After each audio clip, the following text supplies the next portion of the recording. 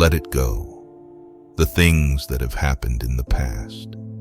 The things that aren't happening right now. Let it go if you want to be free. Stop locking yourself into the prison of your past. If you want to see the light, stop holding yourself in the darkness of your past. If you really want to move on, release the heavy weight from your back. If you don't want them to win, let it go. Move on and create your best life. You would never allow a thief to enter your home and live there rent-free, so why do you allow thoughts that steal your joy to enter and live inside your mind? Let it go. At a moment of confrontation, let it go. Don't allow it to live in your mind, stealing the joy from the rest of your day. Someone did you wrong? Let it go. They will ruin more of your life if you allow them to invade your mind like a virus, which will only affect the quality of your life in every other area. The best revenge is always moving on, letting go. Showing your ego is brave enough to let go. Showing you are strong enough to enjoy your life, to live your life fully regardless of what happens or who isn't doing the right thing by you. Let them have their accident somewhere else. Life hasn't gone as planned. It doesn't for anyone. Move on. Focus on the good. Those who live amazing lives haven't gotten lucky. When things don't work out, they move on quickly and focus on the next positive. They drop the negative like a hot potato and focus on what they can do today to get in a better state. They don't seek sympathy from family and friends. They focus on what is good in their life and let go of the negatives. Don't cheat on your future with your past. It's over. Commit to your future, and it will be a strong, healthy one. If you don't let go of your past, your future will suffer. Understand this very important fact. You are the one who suffers most when you hold on to resentments. When you seek revenge, you are the one who wins when you do let go. Richard Carson once said, "The key to a good life is this. If you're not going to talk about something during the last day, don't make it a top priority during your lifetime." Maybe we should all take that advice. Your ego will tell you, "Once everything is perfect, then I'll be happy." But your soul knows the truth. Be happy, then everything is perfect. No, life circumstances won't be perfect. But if you can get into the right space, you can then get to the understanding that everything happens for a reason and be at peace with that. So, be happy.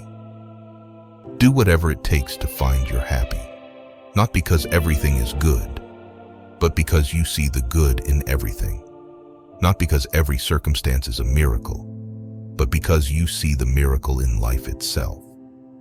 Albert Einstein once said, "There are only two ways to live your life. One is as though nothing is a miracle, and the other is as though everything is." I know which space I want to live in.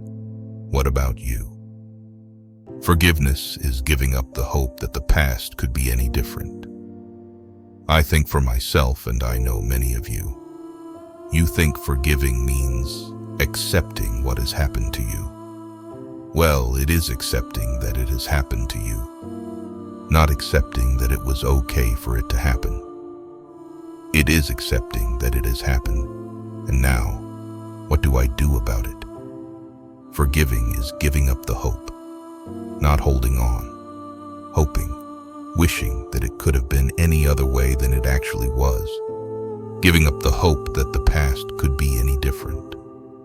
And when I got that, I think it took me to the next level of being a better person, because I don't hold grudges for anything or any situation, and neither should you.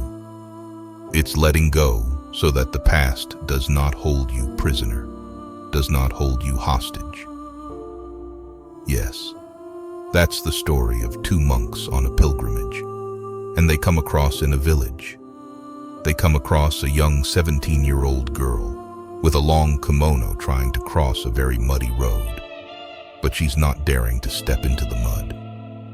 So one monk picks her up, carries her across the road, through the mud, puts her down, and so the monks walk on in silence for another 4 or 5 hours, just practicing noble silence. And then after 4 or 5 hours, they're getting close to their destination.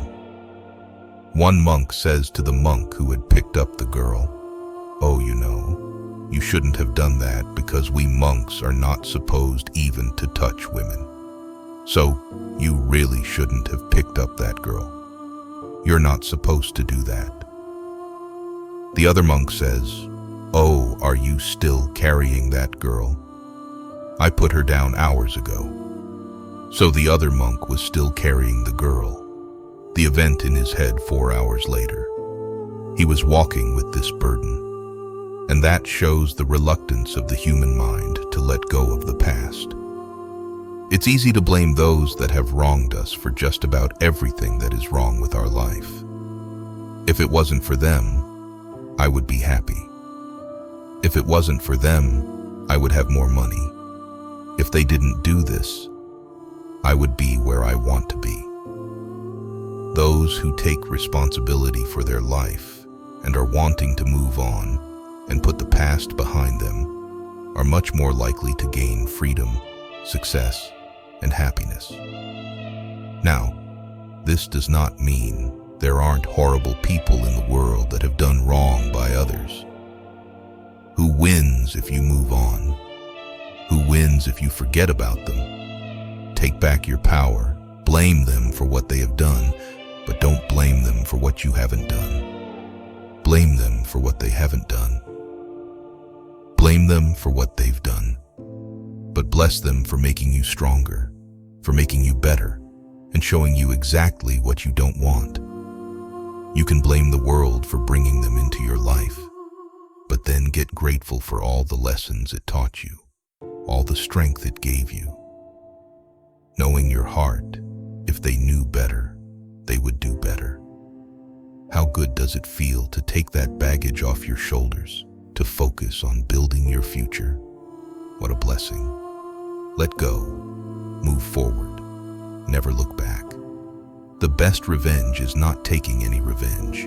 It is simply moving on with your life, creating the best version of yourself.